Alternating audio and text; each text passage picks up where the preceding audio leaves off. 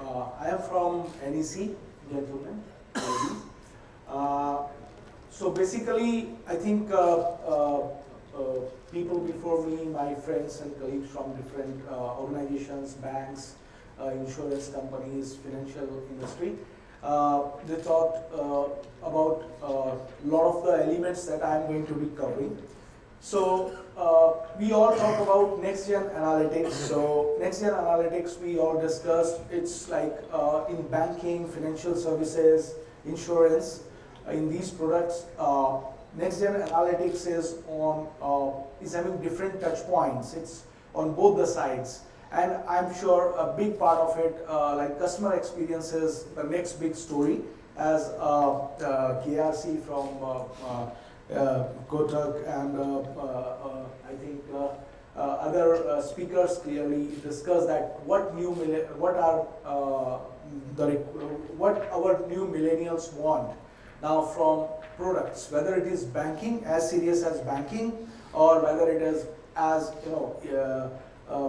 routine as ordering food or groceries. So they want things to be on fingertips. There is going to be more unstructured data going forward, as we know, because they want to be giving the reviews on in an unstructured manner. They are going to be talking to chatbots. So there is definitely going to be, as we can see the trend. I don't have a graph to show, but in a study like going forward by 2030. We are going to have a ratio of unstructured data which is going to be much more than structured data. So far still we have more structured data, but we are going to have more unstructured data. So we need to create really massively scalable, secure digital platforms, data platforms, and for this next gen analytics.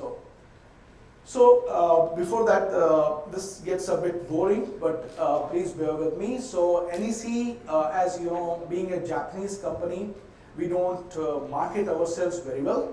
Though we are omnipresent, like I happened to go to PVR to watch a movie, and with my kid, I was just buying some sandwiches for her, and she said, "Papa, NEC there." So I just saw that the guy who is the touch screens and order taking POS, they are from NEC. If you go to Japan, you will find ATMs and hotel phones and everything, like undersea cable running from Chennai to Singapore, that is NEC.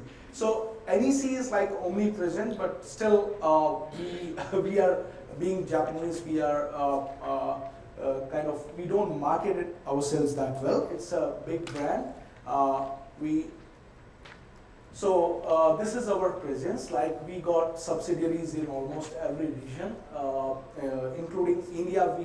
We got a huge presence in India, serving BFSI, manufacturing, government, and infra customers.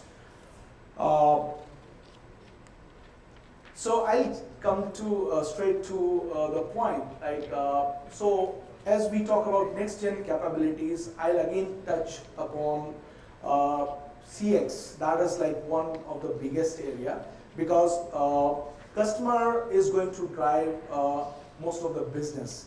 Of course, 30%, I will say 40% of this analytics is going to go in the back office part of it, or our business processes. But still, this is how this is going to be the customer experience part. So we can see that, as we were seeing just now, Arjun was talking about, like how many employees, how many hours are spent on the internal search. For example, if a customer is searching about a product, or whether an internal employee is searching about some service. For example, if I myself want to know, okay, what is the Mediclaim policy of my company, all right, or what is my limits if I travel to, say, Hungary or Budapest. So all those things, I need to go and look at a policy, find out, go to a portal, internal portal, intranet, and find out my policy, travel policy. I'll do a Control F, find find Hungary and find my per diem and what is my entitlements and all. So how easy it would be that I got a bot, I got a virtual assistant, and I just ask him, okay, I'm traveling to Hungary, and can you tell me my per diem? And it pulls out through cognitive search, through millions of documents of any organization. It becomes your search engine, and it gives you in a very user-friendly way. So that's how it is going to be. User experience is going to be, even for customers, even for internal employees going forward. So things commerce, as we say, like connected things like touch screens, kiosks, omni-channel presence, where I want to, as just now KRC said, like opening an account, it can be opened from anywhere, all right? I can open from my mobile, I can open from, frankly, I'm very happy with the way banking is transforming in India. I have never been to my branch in SBI for last 5 years.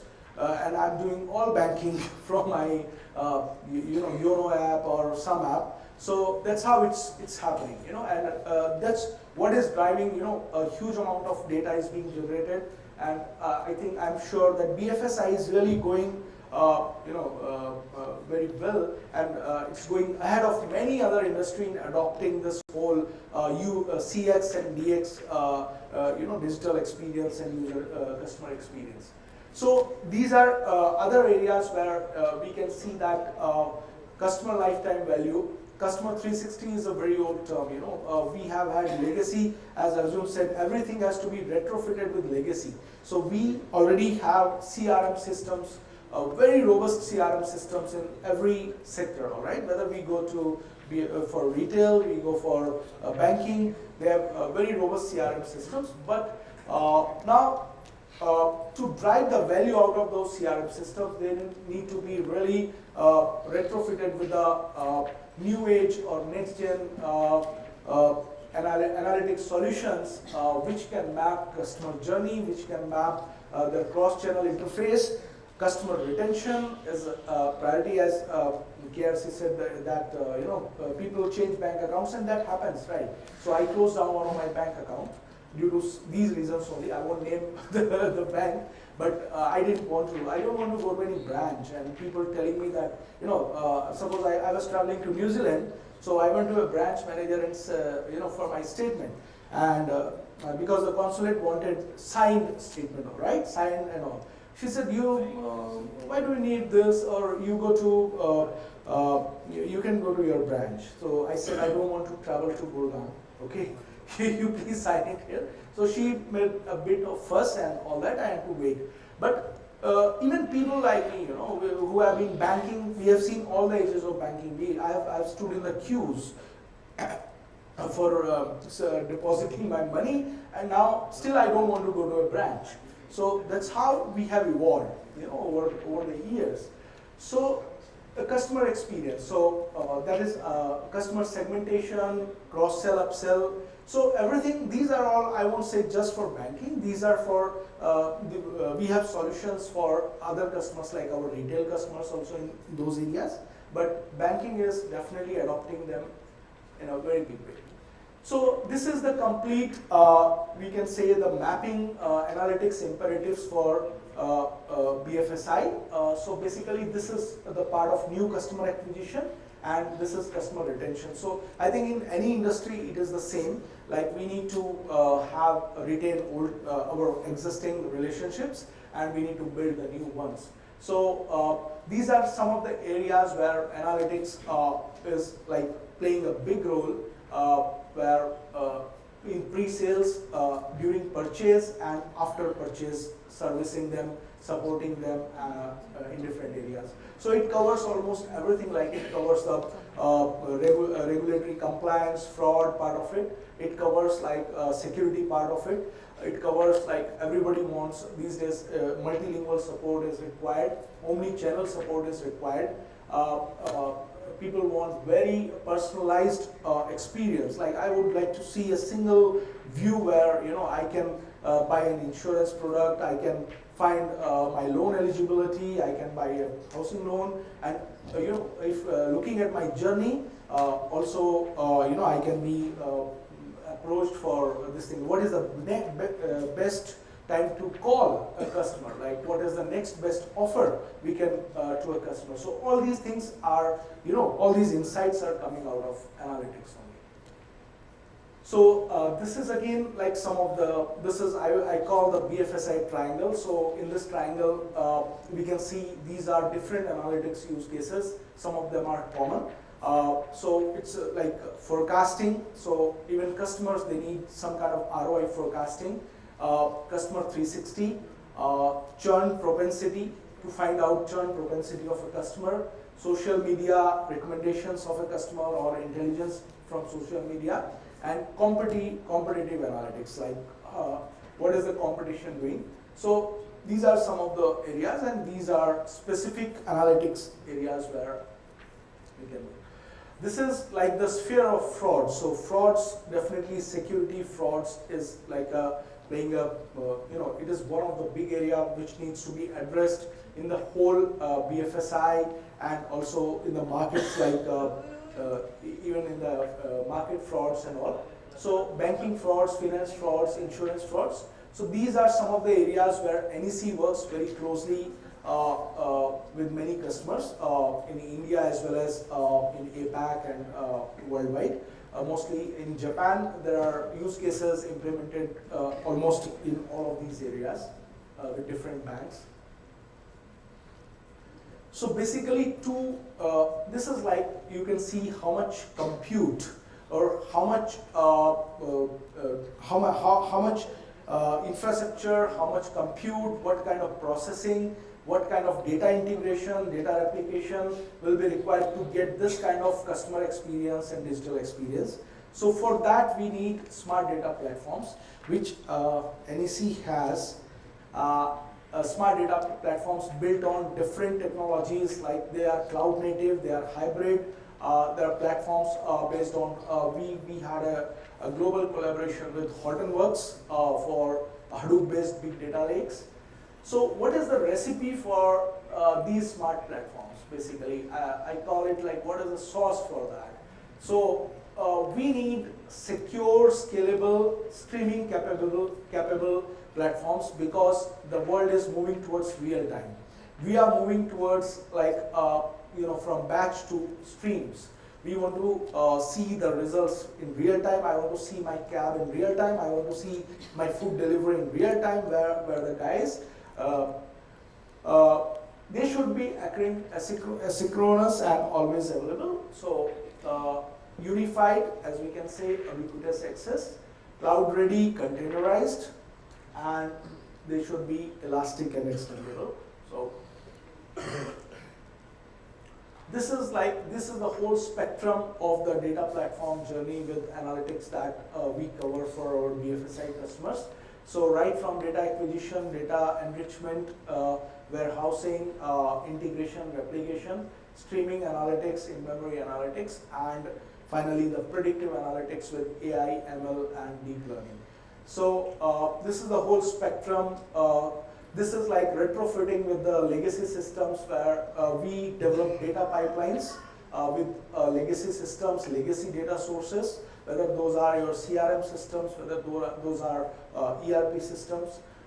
Then we build secure data lakes to have single source of truth for 360-degree customer views, 360-degree view for the management, and real-time stream processing of the data for fraud detection and alerts, and deploying fraud models to find out some of the fraud alerts, and credit risk management, loan default management, and things like that.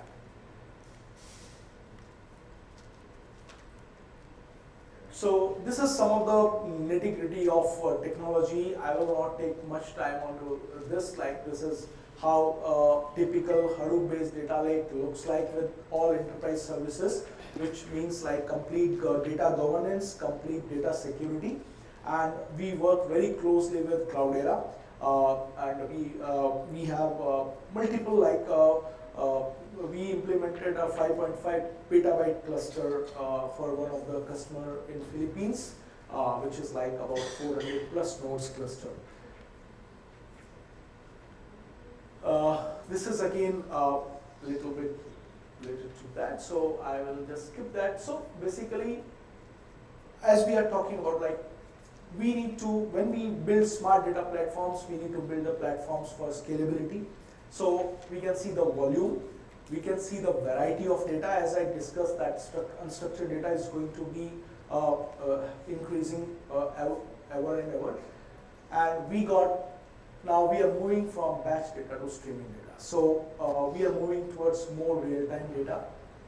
So basically, in a typical this thing, how do we handle that? As like we handle that with tiered storage, we handle that with SDFS erasure coding kind of mechanisms for Hadoop distributed file systems, high density hardware, data compression techniques, scaling out, scaling up. So same thing about variety and velocity. So we are moving towards like latest architectures like Kappa architecture or Lambda architecture, where we are providing batch plus real time plus serving layers.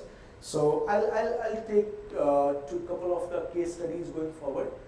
These are some of the, again, a bit boring things, but these are of paramount importance in BFSI or any industry. So it's like perimeter security, authorization, audit, compliance, and real-time streaming security. So this is like a typical Hadoop data lake. So I would like to quickly take you through some of the case studies for BFSI industry with some of the, again, technology stuff, but it is still more about like what we have done for some of our customers and how we are retrofitting with the legacy systems and building the smart data platforms for new systems. So here, this is a use case where customer wanted to migrate their complete. It is again a banking customer in Indonesia. They wanted to migrate their complete data platform from legacy system to Hadoop-based data lake, and they wanted to create a NoSQL-based operational database or enterprise data service. So this whole platform was built for them. This is again one of the use cases done for one of the banking customer in Japan.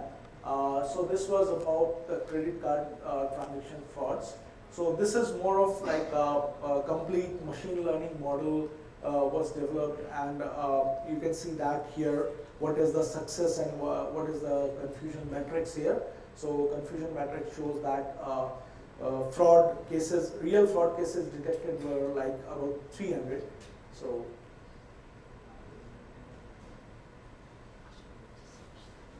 okay, it's becoming a bit data heavy. I'm sorry. So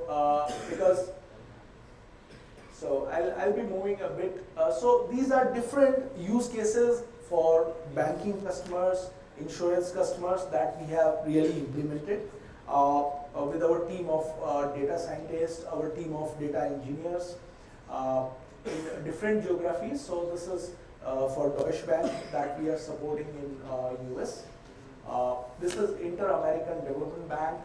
That's where we are again supporting them on complete, this is IT managed services support for IADB right now. Also migration of their platform to cloud-based BI with IBM Stack.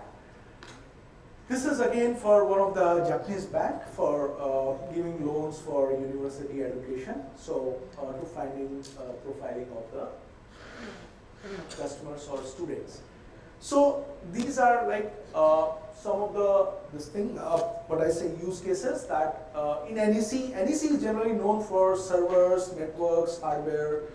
We have developed satellites. We have developed telephones. We invented semiconductor. Like it was huge semiconductor manufacturer. But NEC has got its presence in data platforms, data integration, and this kind of technologies as well. And we have got a big COE, we call it AI platform business unit, which has huge presence in APAC and India. from where we serve to our global customers in different geographies, including APAC and India. So these are some of the skill sets that we have, and this is like some of our presence in APAC and India. So thank you. Thank you very much once again. Let's greet him with a round of applause there. Thank you. So we can